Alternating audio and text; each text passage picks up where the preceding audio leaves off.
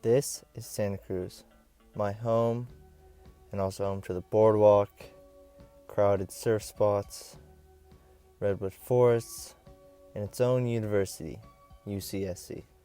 Much like San Luis Obispo and other small coastal California towns, people like to call Santa Cruz a bubble. A bubble in a sense that is protected and confined by its own small town identity. A bubble that consists of a mostly progressive and liberal community. Growing up in Santa Cruz, I was in my own bubble. I was practically unaware of any religious trends around me. Neither my parents were religious, and I didn't really talk about religion either. Out of all my friends, I had only one who was Catholic and attended church every Sunday. Why? Why did I know practically nothing? And why were almost all my friends not religious? What about Santa Cruz made it so I rarely crossed paths with religion? So I went digging. I went digging for facts about Santa Cruz religiously. And it turns out it sort of adds up. Santa Cruz County as a whole is only about 30% religious, whereas if we look at the whole state, about 60% of Californians are religious in some form. Maybe it has something to do with this progressive bubble. According to the PEW Research Center, those who lean left politically tend to be slightly less religious overall. The Republican Party just edges out liberals in categories like belief in God, importance of religion in one's life, attendance at religious services, and frequency of prayer. There's certainly a lot more religion than these categories, but overall you might begin to make that assumption that such a liberal city like Santa Cruz would have less examples of religious expression, which could explain my lack of awareness.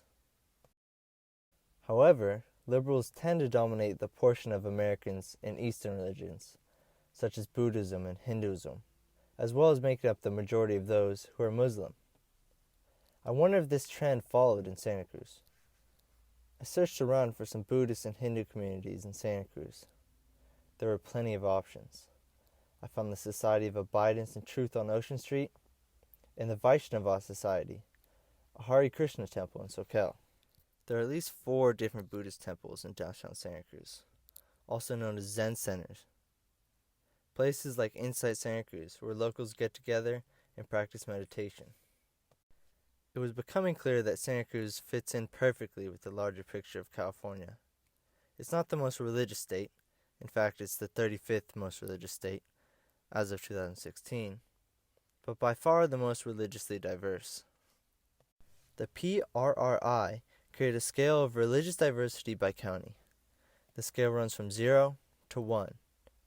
0 would be a state that only has one religious group, and a 1 would be a state with complete diversity, where every religious group has equal size. Santa Cruz County has a score of 0.798, and the most religious county in the state would be Santa Clara at 0.876.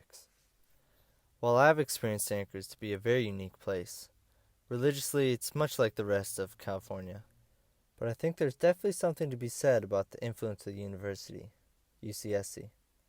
Like Cal Poly, the city's very connected with its community.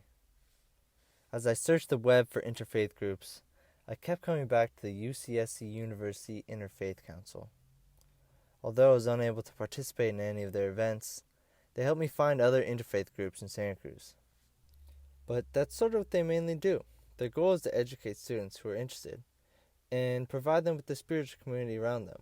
One of the communities they led me to was the Sangha Shanti Vanam community. It says right here on their website, their goal is to promote the universal call to contemplation through shared prayer and spiritual practice, and to be a sign of unity and an instrument of peace by seeking to understand the experience of ultimate reality as found in all the world's religions. I joined their Sunday Zoom Sangha meeting. I was pleasantly surprised to find all women. Unfortunately, the audio never came through, but they were extremely kind people. I definitely felt slightly out of place, but Sylvia from Holy Cross Church, who was leading the meeting, had everyone introduce themselves to me. It was a fairly religiously diverse group. After Sylvia explained that usually there's men who attend, we read some scripture and finished a short meditation. Although there was no one my age at the Sangha meeting, I think the University Interfaith Council at UCSC does a great job at connecting students with a whole host of groups, like the one I visited. And even within those groups, they suggest you explore other groups within the community. One of those other groups is the Santa Cruz Vintage Faith Church. They also work closely with the university, and they have a much younger core. About 1/3 of their members are college students, and part of that reason is because they have a coffee shop that sits directly next to the Faith Church. I know this coffee shop. I never knew it was a church. I knew it was next to the church, but I didn't know the two were connected. It's right next to the university, so I can see why a bunch of college students ended up there. Universities tend to be pretty diverse, especially UCSC. And a low-pressure environment, like the coffee shop owned by the Vintage Church, is a great way to encourage the diverse student community to interact.